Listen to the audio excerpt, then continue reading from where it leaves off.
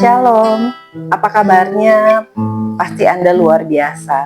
Hari ini, mari kita persiapkan hati kita mau menyembah Tuhan, kita mau memuji Tuhan. Kemudian kita akan mendengarkan renungan firman Tuhan. Mari kita siapkan hati kita berdoa. Bapa, terima kasih Bapa yang kami panggil di dalam nama Tuhan Yesus Kristus. Kami bersyukur buat kesehatan, buat kesempatan yang Tuhan berikan bagi kami. Tuhan, mari Engkau sendiri yang hadir di acara kami, Engkau menuntun kami, Engkau melawat kami. Dan biar kiranya setiap kami boleh mengalami perjumpaan dengan Engkau. Urapi kami semua yang melayani pada hari ini, biar kami boleh jadi berkat bagi banyak orang. Terima kasih Tuhan, kami mau masuk hadirat-Mu, memuji dan menyembah-Mu. Dan Engkau hadir di antara kami. Demi nama Tuhan Yesus Kristus, kami serahkan seluruh rangkaian acara hari ini di dalam nama Tuhan Yesus. Haleluya. Amin. Mari kita menyembah Tuhan. Satu hal yang ku rindu, berdiam di dalam rumah-Mu. Satu hal yang ku pinta, menikmati bait-Mu Tuhan. Lebih baik satu hari di pelataran-Mu daripada 1000 hari di tempat lain. Memuji-Mu, menyembah-Mu, Kau Allah yang hidup, dan menikmati semua kemurahan-Mu. Lebih baik Tuhan, oh, lebih baik satu hari di pelataran-Mu. Ini kerinduan daripada 1000 hari di tempat lain. Memuji-Mu, menyembah-Mu, Kau Allah yang hidup, dan menikmati semua kemurahan. Sekali lagi katakan, lebih baik Tuhan, lebih baik satu hari di pelataran-Mu daripada 1000 hari di tempat lain.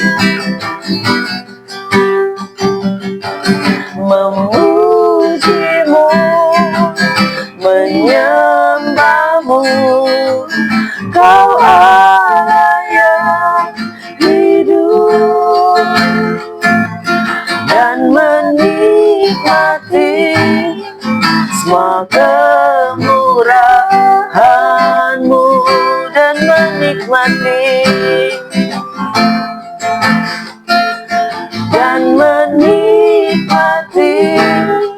semua kemurahan-Mu.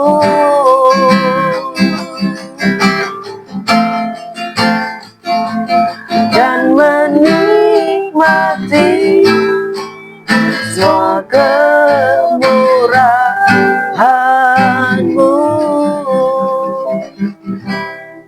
Ini kerinduan kami, selalu berada di hadirat-Mu. Biar setiap kami Tuhan selalu rindu untuk mengalami perjumpaan dengan Engkau. Berbicaralah Tuhan lewat kebenaran firman-Mu, dan ajarilah kami ketetapan-ketetapan-Mu. Demi nama Tuhan Yesus Kristus, haleluya. Amin. Saudara sekalian, hari ini pembacaan kita terambil dari Lukas pasal 19 ayat 1 sampai 10. Lukas 19 ini, tema hari ini judulnya tentang Zakeus. Saya akan bacakan.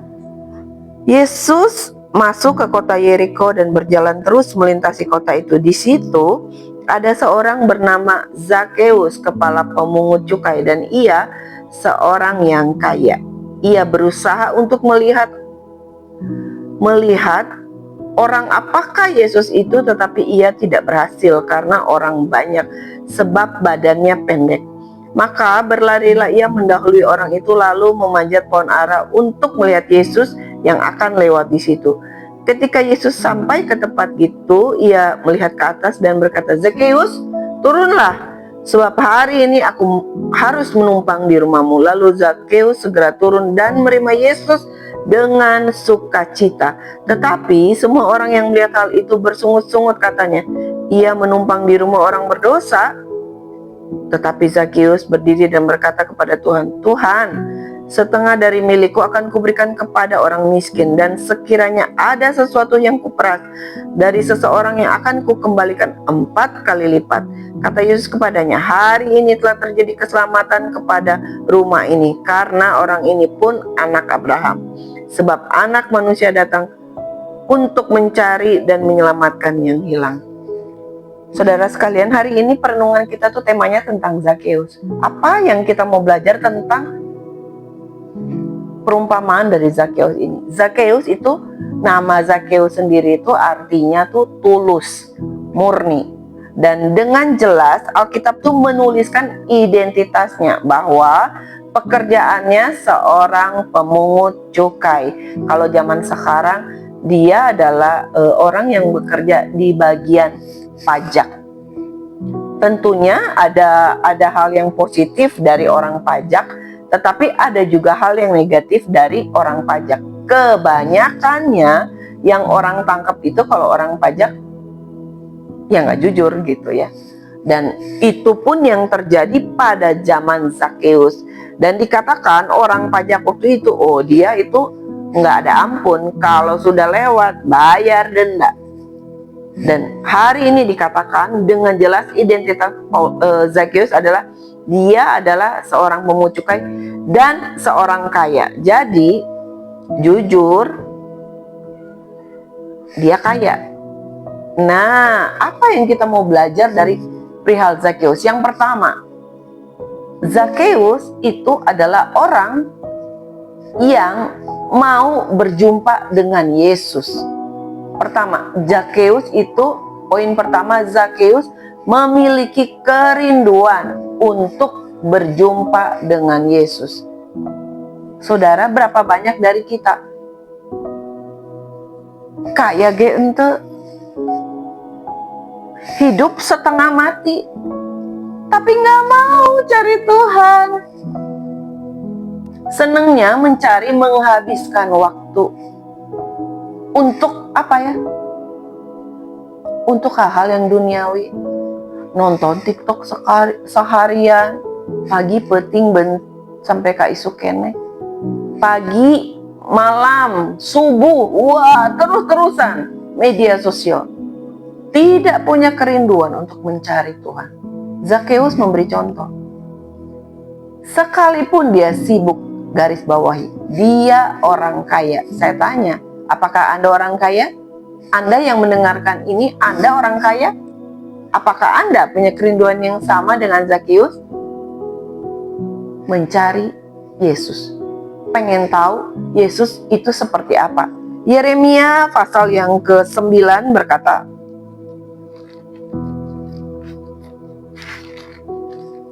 ayat 23 berkata demikian, "Beginilah firman Tuhan, janganlah orang bijaksana bermegah karena kebijaksanaannya. Jangan orang kuat bermegah karena kekuatannya. Janganlah orang kaya bermegah karena kekayaannya. Ayat 24. Tetapi siapa yang mau bermegah, baiklah bermegah karena berikut bahwa ia memahami dan mengenal aku, bahwa akulah Tuhan yang menunjukkan kasih setia, keadilan dan kebenaran di bumi. Sungguh semuanya itu kusukai, demikianlah firman Tuhan. Jadi yang pertama saya mau bilang, Tuhan bilang siapapun kita, kalau Anda orang pinter, orang hebat, firman Tuhan berkata, kalau Anda orang bijaksana, nggak perlu bangga dengan kebijaksanaan Anda. Kalau Anda orang kuat, nggak perlu bangga juga dengan kekuatan Anda. Kalau Anda orang kaya, nggak perlu bangga juga dengan kekayaan Anda. Tetapi dengan apa Anda bangga? Kata Tuhan, pada saat kita memahami dan mengenal Tuhan. Ini yang jadi perenungan kita. Apapun status kita, Tuhan bilang, ayo, mari kenal aku. Ada lagu yang berkata, dan ku ingin mengenalmu, Tuhan, lebih dalam dari semua yang ku kenal. Masihkah kita punya kerinduan itu, Tuhan? Aku teh pengen kenal Tuhan. Aku teh pengen memahami Tuhan. Itu perlu kerinduan.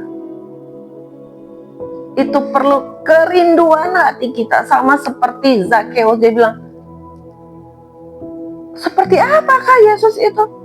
Dan dia mau bayar harga, saudara. Diceritakan di Alkitab dengan jelas, Zakeus itu badannya pendek. Jadi ketemu orang banyak, dia itu sudah, kalau orang Sunda bilang, kelelep, ya udah tenggelam aja di tengah banyaknya orang. Tetapi Zakeus itu mau usaha, mau bayar harga, naik pohon. Kalau Anda pergi ke Israel, kita bisa lihat nanti tour guide-nya bilang, inilah kurang lebih contoh dari pohon yang waktu Zakeus naik. Ternyata waktu saya lihat, nggak pendek juga, tinggi juga gitu, dan butuh effort untuk naik ke atas itu. Jadi hari ini saya mau bilang, apa yang kita mau belajar dari Zakeus? Yang pertama, dia mau berjumpa, punya kerinduan berjumpa dengan Yesus. Yang kedua, apa yang kita belajar dari kisah Zakeus ini? Yang kedua dikatakan, waktu Yesus itu lihat, bayangin ya, Yesus itu ketemu banyak orang, tapi Yesus itu memperhatikan hal yang detail. Dia lihat ada orang yang effort, dia lihat ada orang yang berusaha, dia lihat ada orang yang bersungguh-sungguh. Yesus langsung bilang, Zakeus, turun, sebab hari ini aku menumpang di rumahmu. Saudara, berapa banyak dari kita? Dan Zakeus bilang, nanti ya selanjutnya, wow, waktu Zakeus dengar kata itu, Zakeus bilang, wah, Yesus akhirnya mau mampir ke rumahku. Karena Tuhan Yesus itu sibuk sekali pada zaman itu, dan orang banyak mengikuti dia. Kalau dibilang kata dia, kehabisan waktu. Dan waktu Zakeus, Tuhan Yesus bilang, Zakeus, kamu masuk, aku akan mampir ke rumah kamu. Apa yang kita mau belajar itu? Yang kedua, kita lihat bahwa Tuhan Yesus itu mau bangun hubungan dengan orang berdosa.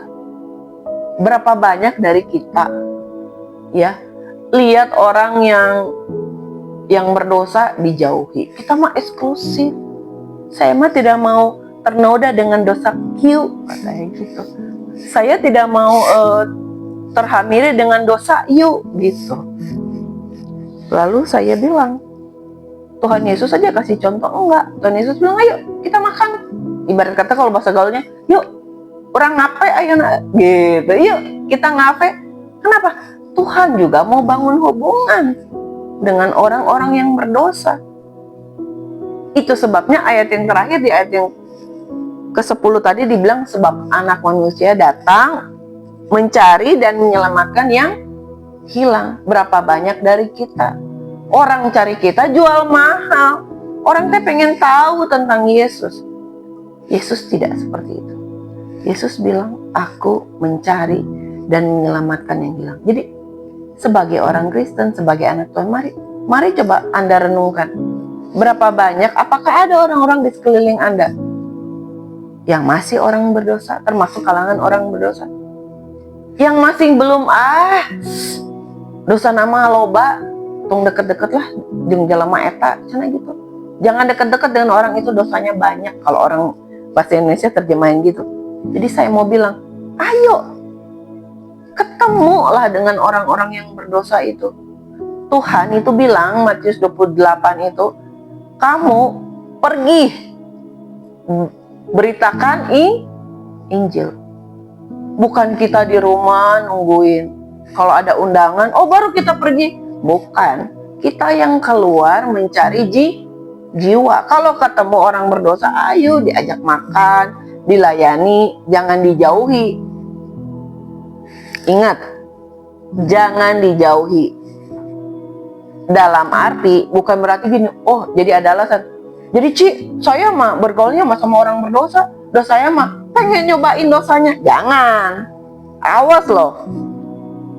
Bukan dia yang membawa Anda, bukan Anda yang membawa dia, malah dia yang membawa Anda. Jadi saya bilang, ketemu sama orang-orang yang berdosa, mau bergaul. Karena berapa banyak dari kita jadi orang Kristen sudah sangat eksklusif. Kita harus bertobat untuk hal itu. Tuhan memberi contoh lewat Zakeus bahwa Tuhan pun mau makan bareng dengan orang berdosa. Yang ketiga, apa yang kita mau belajar dari kisah Zakeus yang kita baca tadi? Dikatakan Zakeus memiliki kehidupan yang berubah. Poin ketiga, Zakeus memiliki kehidupan yang berubah.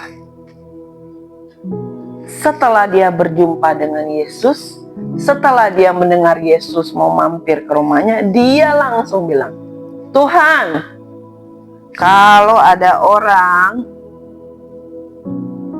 yang sekiranya dari orang miskin itu pernah gua peres, orang miskin ya, itu akan kukembalikan berapa kali lipat? 4 kali lipat.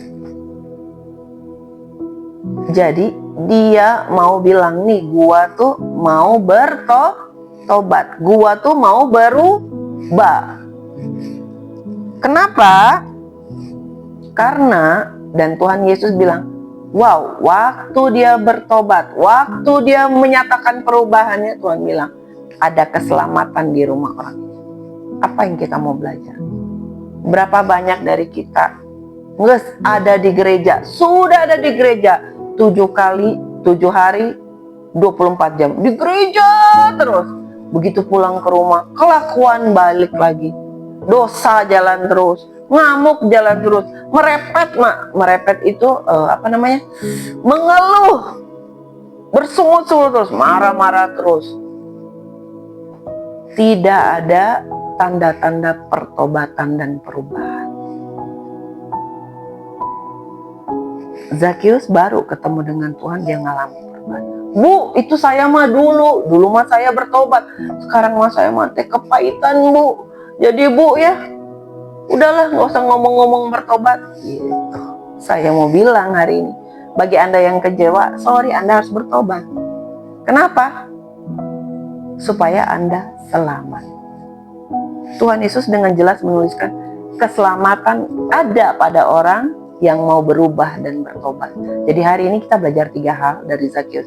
Pertama, Zakeus punya kerinduan untuk bertemu dengan Yesus. Yang kedua, Yesus, kita harus mau bergaul dengan orang berdosa. Bergaul bukan berarti hidup sama seperti dia, betul nggak? Kita harus menggarami orang itu. Yang ketiga, orang harus melihat Zakeus itu menyatakan pertobatan dan perubahannya setelah berjumpa dengan Yesus.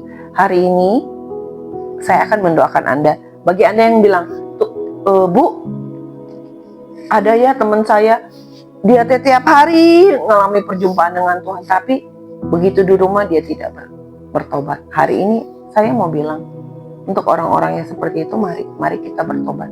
Mari kita datang sama Tuhan. Kenapa? Karena Tuhan itu menghargai pertobatan dan perubahan dalam hidup kita. Tuhan mau kita boleh mengalami keselamatan seperti yang Zakheus sudah terima. Tuhan Yesus memberkati, mari kita berdoa. Bapa, terima kasih buat hari ini. Kami bersyukur kami boleh belajar tentang Zakheus. Tuhan, kami banyak kekurangan. Berapa banyak dari kami merasa kami eksklusif, Tuhan. Tuhan, Engkau butuh kami untuk ada di marketplace. Engkau butuh kami untuk kami boleh keluar, untuk jadi berkat di dunia sana. Dan biar banyak orang yang boleh melihat Injil lewat kehidupan kami seperti Zakheus. Orang melihat kami mau bayar harga untuk ketemu Tuhan, mengalami perjumpaan dengan Tuhan. Orang melihat bahwa kami mau bergaul dengan siapapun, termasuk orang berdosa. Orang akan melihat bahwa lewat kekristenan kami, ketekunan kami punya perubahan dan pertobatan, serta perubahan hidup yang nyata dari hidup kami. Terima kasih Tuhan, meteraikan firman-Mu dalam hati dan roh kami, biar itu akan mengubahkan kami, dan kami boleh jadi berkat, berdampak bagi setiap orang dalam kehidupan kami. Demi nama Tuhan Yesus Kristus kami alaskan doa kami. Haleluya. Amin. Tuhan Yesus memberkati.